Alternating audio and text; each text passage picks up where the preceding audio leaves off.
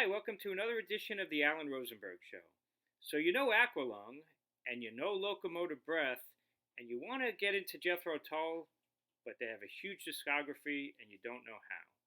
So I'm going to tell you how I got into Jethro Tull, and maybe that'll help you out because they are truly one of the greatest rock and roll bands in the history of rock and roll, and they're a great band to get into because they have so many different kind of sounds, and some albums it's like a completely different band, whether they do blues and they do straight rock and roll and some very progressive music and some kind of pastoral progressive music, electronic music at some stages. Jethro Tull, Ian Anderson, which is really Jethro Tull, and Martin Barr, the lead guitarist, really the only steady people in the band. It's really Ian Anderson's baby, of course. And Ian Anderson would switch up the lineups every few years. But it makes them a really interesting band. How they're not in the Rock and Roll Hall of Fame is the biggest crime. Anyway, so how do you get into Jethro Tull? I'm going to try to help you out. So here's how I got into Jethro Tull. I have an older sister, 4 years older than me, and she had one Jethro Tull album, the most famous one, Aqualung. So this is the CD version. This was a remastered version. And Ian Anderson, Jethro Tull, they do these amazing box sets. I have pretty much all of them. And this was the box set that came out a few years ago of Aqualung. So Aqualung is pretty much as close as you can get to a perfect Jethro Tull album. Virtually almost every song on there is a classic. My sister had this album on vinyl, and I had copied it, believe it or not, on 8-track tape. And that was around 74 or 75. So I love that album. But then I decided it was time for me to really explore Tull. The year was 1977, and this is how I would tell you to get into Jethro Tull too. 2 years earlier in 75, they had released really their first greatest hits album. I don't know if you could really see it. It's because it's white on white embossed. MU stands for Musicians Union, the best of Jethro Tull. This was their first true best of album. And I picked this album up back in 1977. They have a slew of best ofs to this day. This one's a little bit harder to find. But this is a great one. I kept it because back in those days had like a cool poster. But this is was a great entry point. It had a Teacher and Aqualung. I don't know, can you see these song titles? Teacher, Aqualung, Bungle in the Jungle, I knew, Living in the Past, and then, of course, excerpts of Passion Play and Thick as a Brick, which are these monstrous 45-minute songs, albums that were comprised of pretty much one song, and he would take an extract of that. I bought this album. This was my first album that I bought from them. But at the same time, I bought their second greatest hits album that came out in 77, which was called Repeat, The Best of Jethro Tull Volume 2. This one came out in 77, so I got that one, this one, the same year, and this was great. It had Minstrel in the Gallery, Cross-Eyed Mary, A New Day Yesterday, War Child, again, an excerpt of Passion Play was on here, the title track, Too Old to Rock and Roll, Too Young to Die, which I love.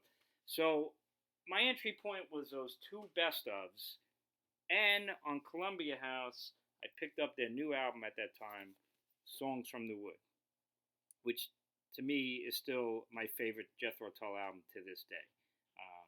To me, it's a perfect album. And that's the way I would tell you to go. I would tell you to go pick up a best of, and I'm going to show you a whole bunch of them because there's a slew out there on CD. And pick up Aqualung and pick up this album, Songs from the Wood.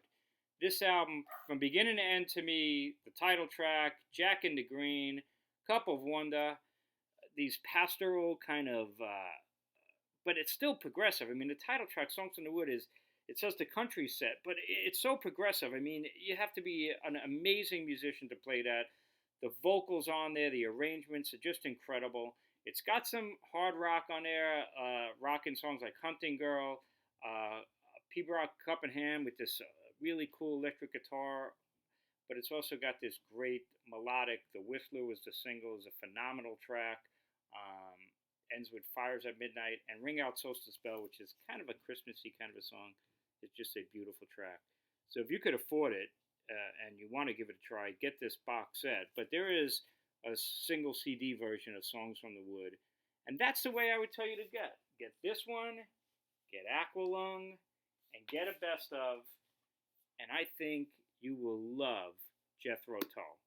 I currently have 67 Jethro Tull albums. I have all of their studio albums, all their live albums, and a whole slew of anthologies, and I will never ever get bored of them because if I feel like hearing acoustic stuff, I can listen to that. If I want to hear progressive, I'll listen to Passion Play, Thick as a Brick. If I want to hear bluesy stuff, I'll listen to This Was.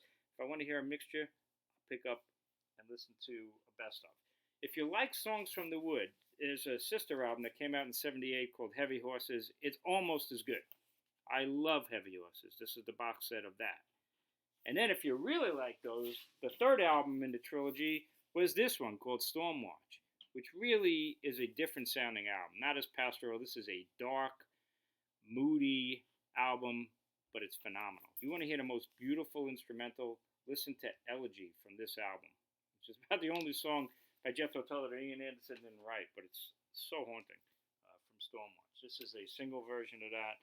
I was kind of lucky. I'm a big live album fan, and I got into Tull in '77, like I mentioned.